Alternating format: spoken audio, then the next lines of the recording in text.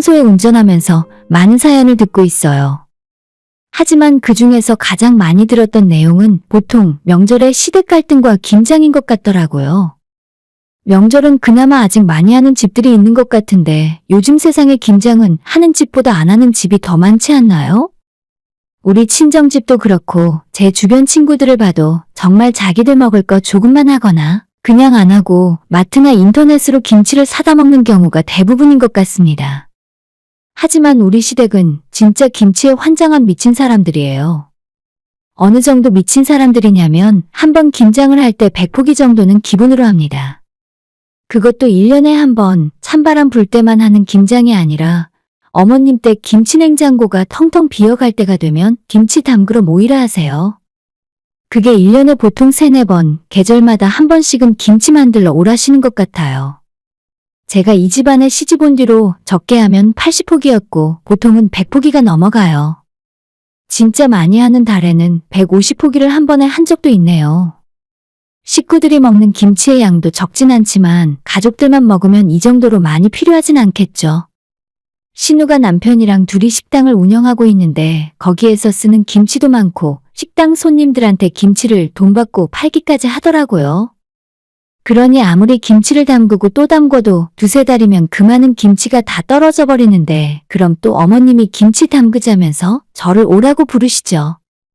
제가 결혼하고 이제 횟수로 4년차가 되었는데 지금까지 김치만 최소 10대 번 이상은 만든 것 같아요. 반면에 저희 부부는 맞벌이에다 아직 애도 없어서 김치를 그 집안 식구들만큼 많이 먹지는 않습니다. 남편이랑 둘이서 외식도 자주 하고 집에서 밥을 해먹는 날이 그리 많지 않아서 1년 내내 김치를 먹어봐야 저희는 20포기나 먹을까 말까 해요. 여기까지 들으신 많은 분들이 왜 많이 먹지도 않는 김치를 바보같이 시댁에 불려가서 같이 해주고 있냐고 저한테 한 소리 하실 텐데 저희 집안에는 그럴 만한 사정이 있었습니다. 다름이 아니라 결혼할 때 시댁에서 저희 신혼집 얻을 때 현금을 1억이나 보태주셨어요.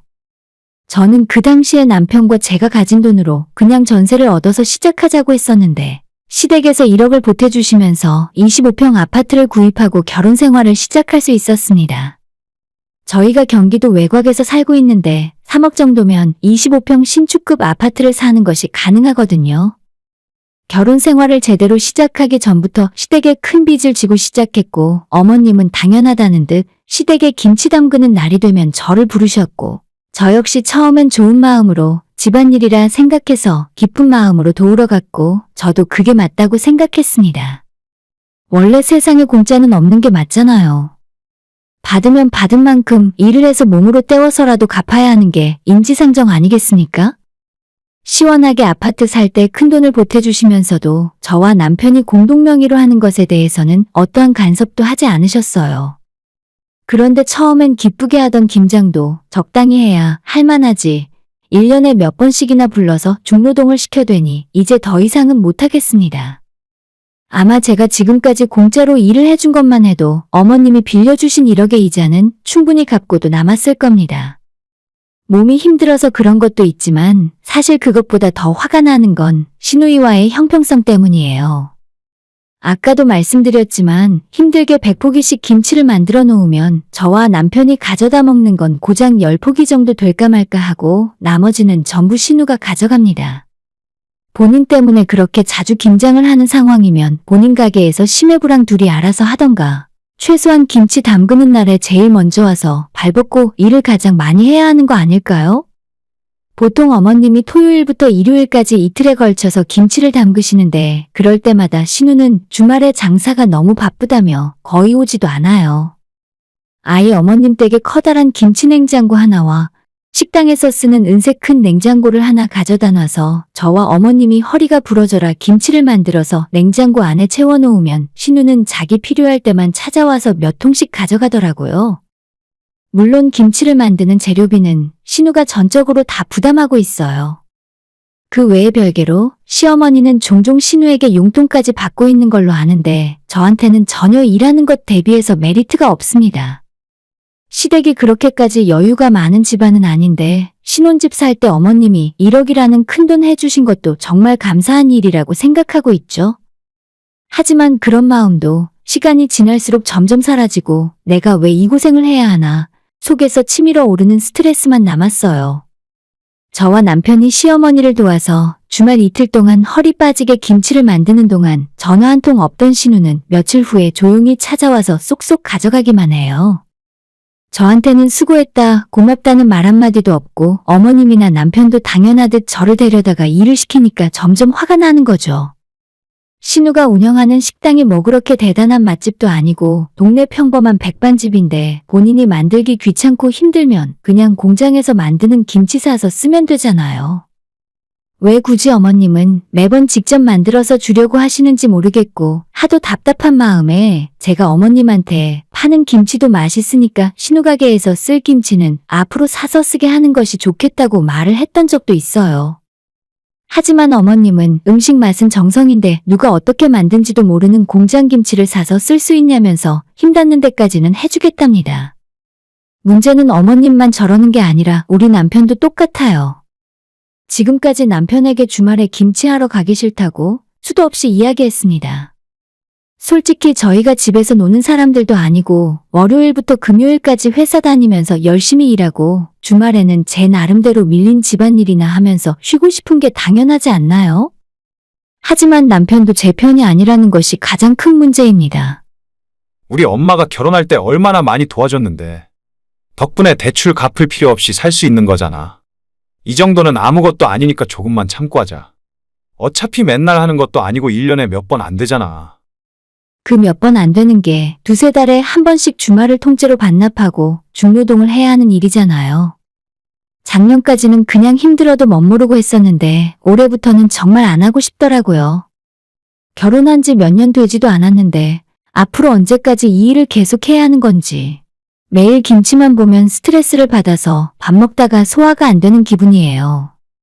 남들은 1년에 딱 한 번 있는 김장만으로도 시댁과 싸우고 남편과 싸운다는데 제게는 잊어버릴만 하면 한 번씩 김치 담그자며 부르는 시어머니가 있어요. 그렇게 제 스트레스가 점점 커져만 가고 있었는데 사건은 저번 달에 일어났습니다. 시어머니가 주말에 김치 80포기만 하자고 또 저를 부르셨는데 문제는 그날이 제 가장 친한 친구 결혼식이 있는 주말이었어요.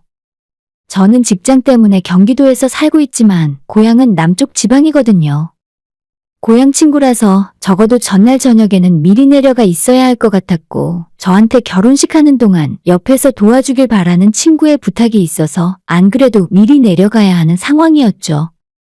웬만한 일 같으면 우리 시댁에 볼 일이 있어서 못 간다 하고 축의금만 보냈을 텐데 제 가장 친한 친구고 제 결혼식 때도 와서 가방 순이를 선뜻해준 착한 친구라 절대 외면할 수가 없었죠. 어머님 어쩌죠? 저 그날 친구 결혼식에 있어서 주말 내내 고향에 내려가 있어야 할 것 같은데 차라리 다음 주에 하시면 안 될까요? 그러자 어머님은 신우네 가게에 김치가 다 떨어져서 다음 주에 쓸 게 없다며 무조건 이번 주말에 해야 한다고 고집을 부리셨어요. 오히려 저보고 일하기 싫으니까 친구 결혼식 핑계대는 거냐면서 그렇게 하기 싫으면 그냥 오지 말라 하고 전화를 툭 끊어버리시는 게 아니겠어요? 제가 지금까지 어머님에게 한 번 가기 싫다고 말한 적이 있는 것도 아니고 친구 결혼식 선약 때문에 그날은 안 되니까 날짜를 좀 미루자고 한 것뿐인데 이렇게까지 화를 낼 일인지 모르겠더라고요. 저녁에 집에 돌아와서 남편에게 이 일을 이야기했더니 남편 역시도 시어머니와 똑같은 소리를 하는 겁니다. 결혼식 그거 꼭 당신이 가야 돼? 어차피 다른 하객들도 많고 고향에 사는 다른 친구들도 많을 거 아냐. 집에 바쁜 일이 있어서 못 간다고 해. 역시나 남편 역시도 절대 안 된다며 펄펄 뛰더라고요. 자기 엄마 성격 알지 않냐고 제일 중요하게 생각하는 일인데 제가 이번에 안 가면 정말 큰일 날 거라며 겁을 주었습니다.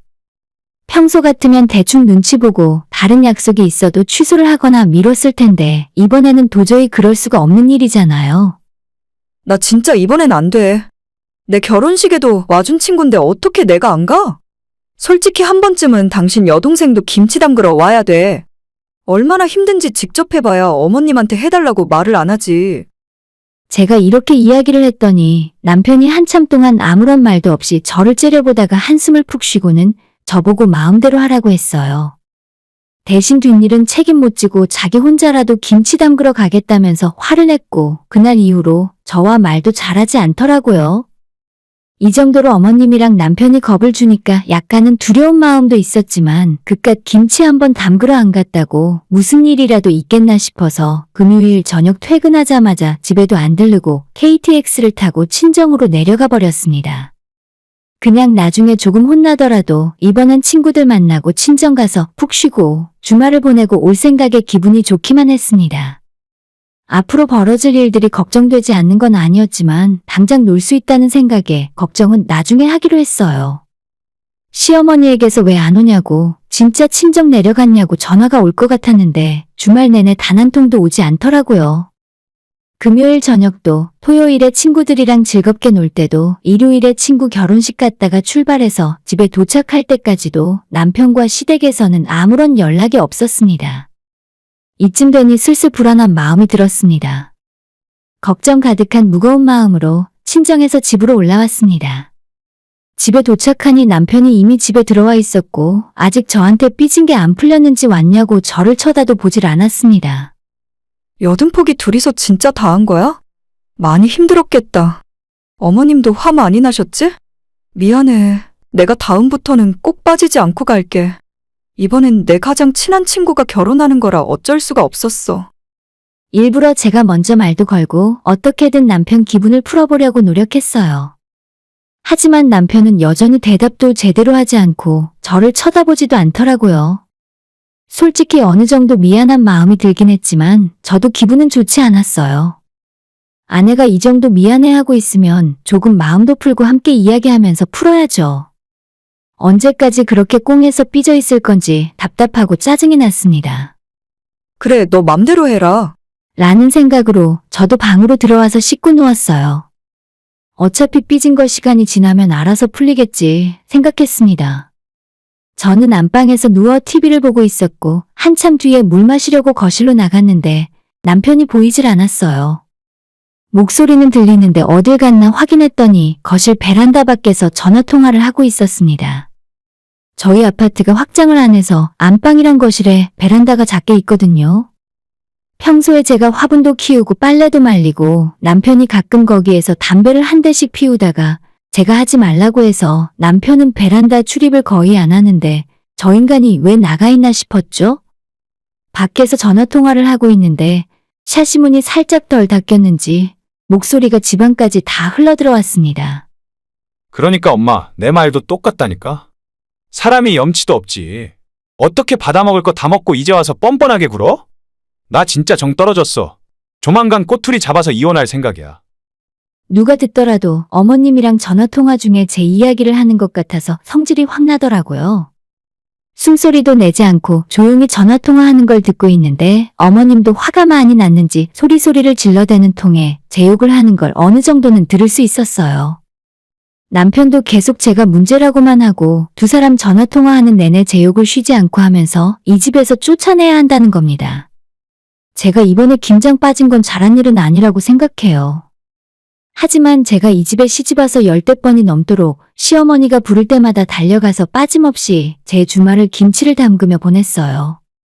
집 살 때 1억 도와주신 건 정말 감사한 일인데 단 한 번 빠져서 친구 결혼식 다녀온 것조차 용서가 안 되는 건가요? 어느 정도 어머님한테 잔소리를 들어야 이 상황이 지나갈 것 같다라고 생각은 하고 있었는데 저건 해도 정도가 너무 심하지 않습니까? 거실에 서서 남편이 전화통화 다 끝내고 들어오기를 기다렸다가 저도 더 이상은 참지 않고 남편에게 쏘아 붙였어요. 뭐? 나랑 이혼하겠다고? 집에서 쫓아내고 싶어? 진짜 어이없네. 내가 지금까지 당신 엄마가 불렀을 때 한 번이라도 빠진 적 있어?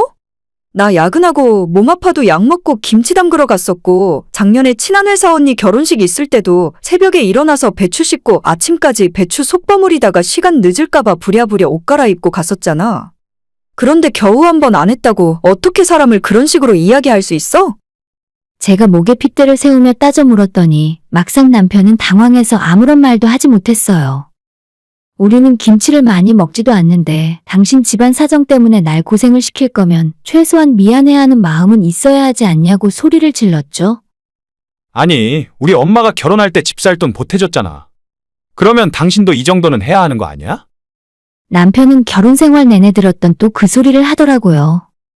1억 보태주고 평생 이렇게 부려먹을 생각인 줄 알았다면 저는 절대 그 돈 안 받았어요.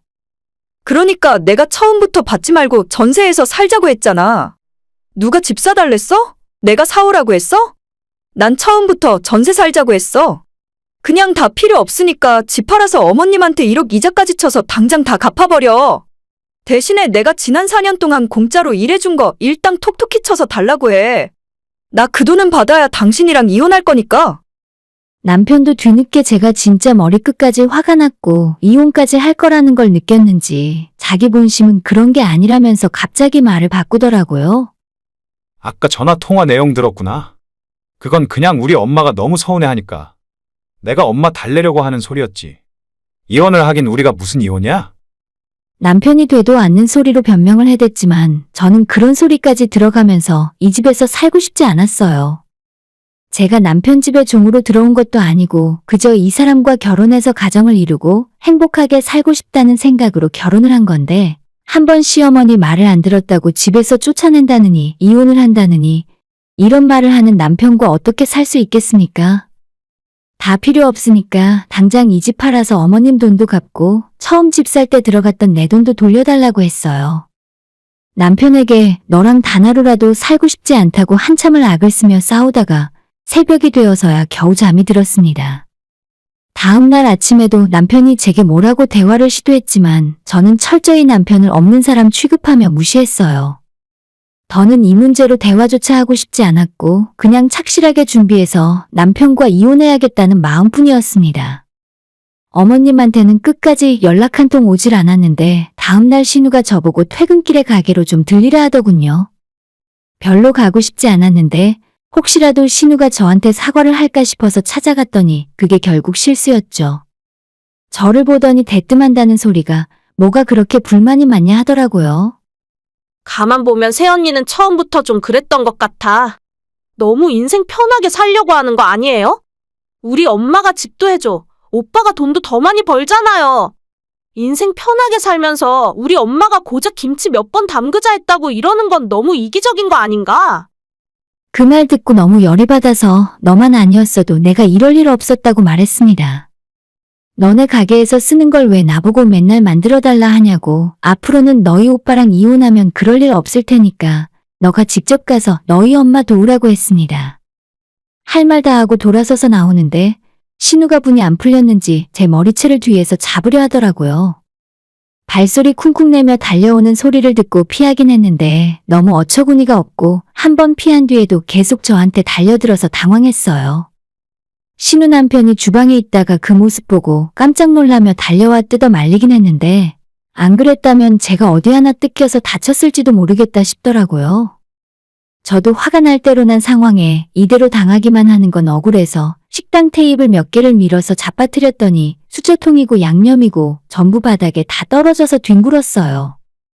순식간에 처참하게 어지러진 가게 모습을 보고 신우가 이성을 잃었는지 눈물까지 흘리며 악을 쓰길래 그냥 뒤도 안 돌아보고 도망 나왔습니다. 집에 갔더니 남편이 이야기 좀 하자며 붙잡으려 하길래 내 몸에 손대면 절대 가만 안 둘 거라 경고하고 제 집만 대충 싸서 나왔어요. 다음 날 부동산에 집부터 내놨고 남편한테는 이혼하자 말했습니다. 더 이상 이보다 상황이 좋아질 수는 없을 것 같더라고요. 며칠 후에 결혼할 때 들어간 제 돈 8천만 원을 다시 돌려받기로 하고 남편과 협의 이혼으로 끝내기로 했어요. 애초에 화를 낼 사람이 누군데 지들이 뭐라고 나한테 뭐라고 하는지 이해 못하겠습니다. 지금까지 4년이나 참고 살았으면 화를 내도 제가 내야죠. 신우나 시모가 제정신이 아니면 남편이라도 좀 멀쩡했어야 하는데 다 똑같은 인간들이라 어쩔 수가 없나 봅니다. 오늘의 사연은 여기까지입니다. 구독과 좋아요, 알람 설정 부탁드려요. 다들 행복하시고 좋은 하루 되세요.